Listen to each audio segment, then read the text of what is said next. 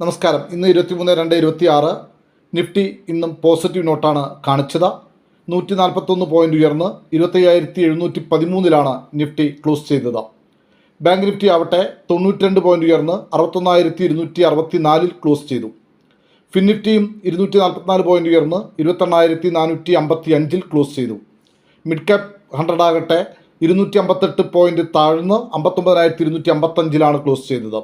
Nifty ഓട്ടോയും Nifty IT-യും മിക്സഡായിട്ടുള്ള പ്രതികരണങ്ങളാണ് നടത്തിയത്.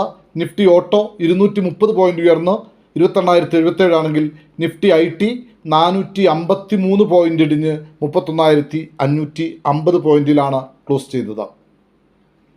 ഇന്ന് 72 ഷെയറുകൾ upper circuit അടിച്ചപ്പോൾ 80 ഷെയറുകൾ ലോവർ സർക്യൂട്ട് അടിക്കുകയുണ്ടായി. നിഫ്റ്റിയിലെ ഗെയിനേഴ്സ് എന്ന് പറയുന്നത് Adani Ports, Kotak Bank, HDFC Life, doctor Reddy, UltraTech cement എന്നിവയായിരുന്നു. നഷ്ടം നേരിട്ട കമ്പനികളിൽ ഹിൻഡാൽകോ, വിപ്രോ, ഇൻഫോസിസ്, ടെക് മഹീന്ദ്ര, സിപ്ല എന്നിവ ഉൾപ്പെടുന്നു. ഒപ്പം തന്നെ ഗ്ലോബലി നിലനിൽക്കുന്ന അനിശ്ചിതാവസ്ഥകൾ നമ്മുടെ മാർക്കറ്റിന് മുകളിലേക്ക് വേണ്ടത്ര കുതിച്ചു കയറാനായിട്ട് സാധിക്കാത്ത വിധം തടസ്സങ്ങൾ ഉണ്ടാക്കിയിട്ടുണ്ട് എന്നുള്ളത് ഒരു യാഥാർത്ഥ്യമാണ്. നമുക്കറിയാവുന്ന പോലെ അമേരിക്കയിലെ സുപ്രീം കോർട്ടിൽ നിന്ന് വന്നിട്ടുള്ള ട്രംപിനെതിരായിട്ടുള്ള വിധി സ്വാഭാവികമായിട്ടും ഇന്ത്യയും US-ഉം തമ്മിൽ മുന്നോട്ട് പോയിക്കൊണ്ടിരിക്കുന്ന ട്രേഡ് ഡീലിൻ്റെ എക്സിക്യൂഷനുമായി ബന്ധപ്പെട്ട അനിശ്ചിതാവസ്ഥകൾ ഒക്കെ മാർക്കറ്റിന് മുകളിലോട്ട് പോകാൻ ചില തടസ്സങ്ങൾ സൃഷ്ടിക്കുന്നുണ്ട് എന്നുള്ള കാര്യത്തിൽ തർക്കമില്ല.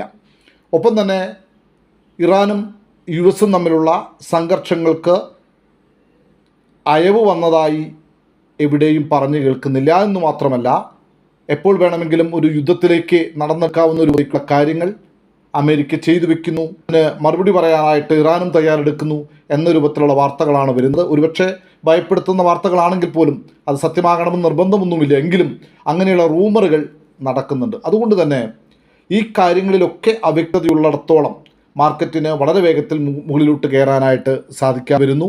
ഒരു ദിവസം കയറിയാൽ തൊട്ടടുത്ത ദിവസം ഇറങ്ങുന്നു, അല്ലെങ്കിൽ കൺസോളിഡേറ്റ് ചെയ്യുന്നു. എന്തായാലും 26,000 മാത്രമേ വളരെ കൃത്യമായിട്ടുള്ള ഒരു ബുള്ളിഷ് മൂവ് നമുക്ക് പ്രതീക്ഷിക്കാനായിട്ട് സാധിക്കൂ. അതുവരെ എപ്പോൾ വേണമെങ്കിലും മുകളിലേക്ക് പോയാലും താഴേക്ക് വരാവുന്ന ഒരു സാധ്യതയാണ് ഇപ്പോഴത്തെ അവസ്ഥ നമ്മുടെ മുൻപിലേക്ക് വെക്കുന്നത്. ഇനി ഓപ്ഷൻ ബയേഴ്സിനെ ഫോക്കസ് ചെയ്തുകൊണ്ട് മോസ്റ്റ് ആക്റ്റീവായിട്ടുള്ള കോളുകൾ ഇന്ന് മോസ്റ്റ് ആക്റ്റീവായിട്ടുള്ള കോളുകൾ നാളെ അവസാനിക്കുന്ന എക്സ്പയറി ഡേയാണ് ഞാൻ പറയുന്നത്. 25,700 call, 25,800 call, 25,750 call, 25,650 call, 25,900 call. Put സൈഡിലാവട്ടെ അതും നാളെ എക്സ്പയറി ആകുന്നതാണ്. 25,550, 500, 650, 600, 700. അപ്പോൾ ഇതൊക്കെയാണ് മോസ്റ്റ് ആക്റ്റീവായിട്ടുള്ള കോളും പുട്ടും. ഇനി ലോങ് ബിൽഡപ്പ് നടന്നിട്ടുള്ള കോൾ സൈഡ് 25,750 കോള്, 25,700 കോള് എന്നിവയാണ് നാളെ എക്സ്പയറി ആകുന്നതാണ്. അപ്പോൾ നാളെ എക്സ്പയറി ആകുന്ന 25,700, 750 കോളുകളിൽ ലോങ് ബിൽഡപ്പ് നടന്നിട്ടുണ്ട് എന്നുള്ളത് പ്രത്യേകം നോട്ട് ചെയ്യുക. നാളെ ട്രേഡിംഗ് ടൈമിൽ അതൊന്ന് കൃത്യമായിട്ട് അനലൈസ് ചെയ്യാനും അതിൻ്റെ ഗുണഫലങ്ങൾ എടുക്കാൻ പറ്റുമെങ്കിൽ എടുക്കാനും ശ്രമിക്കുക എന്ന് ഓർമ്മപ്പെടുത്തുന്നു. നാളെ മാർക്കറ്റ് എങ്ങോട്ടാ എന്ന ചോദ്യത്തിന് ആർക്കറിയാം എന്നുള്ളത് മാത്രമാണ് യഥാർത്ഥത്തിലുള്ള ഉത്തരം. എനിവേ മുകളിലേക്കോ താഴേക്കോ കൺസോളിഡേഷനോ ഞാൻ എപ്പോഴും പറയുന്നത് പോലെ ആവട്ടെ, എവിടെയാണെങ്കിലും നമ്മൾ പ്രതീക്ഷിക്കുന്ന സപ്പോർട്ട് റെസിസ്റ്റൻസ് ഏരിയകൾ ഇതോടൊപ്പം ചേർക്കുന്നുണ്ട്. ഈ ലെവലുകൾ സപ്പോർട്ടായോ റെസിസ്റ്റൻസായോ ആക്ട് ചെയ്യപ്പെട്ടേക്കാം. എന്തായാലും ഓരോരുത്തരും ട്രേഡ് ചെയ്യുന്നത് അവനവൻ്റെ റിസ്കിൽ തന്നെ വേണമെന്ന് പ്രത്യേകം ഓർമ്മിപ്പിക്കുന്നു. ഞാനൊരു സെബി രജിസ്റ്റേർഡ് റിസർച്ച് അനലിസ്റ്റ് അല്ലാത്തത് കൊണ്ട് തന്നെ അവനവൻ്റെ റിസ്കിൽ മാത്രം ട്രേഡ് ചെയ്യുക. ഇത് എഡ്യൂക്കേഷണൽ പർപ്പസിന് വേണ്ടിയിട്ടുള്ള വീഡിയോ ആണ്. നൽകിക്കൊണ്ടിരിക്കുന്ന നല്ല സപ്പോർട്ട് പ്രത്യേകം നന്ദി. തുടർന്നും നിങ്ങളുടെ സപ്പോർട്ട് പ്രതീക്ഷിക്കുന്നു. നാളെ പ്രോഫിറ്റബിളായൊരു ട്രേഡിംഗിൽ ആശംസിക്കുന്നു. Thank you all. Thank you very much.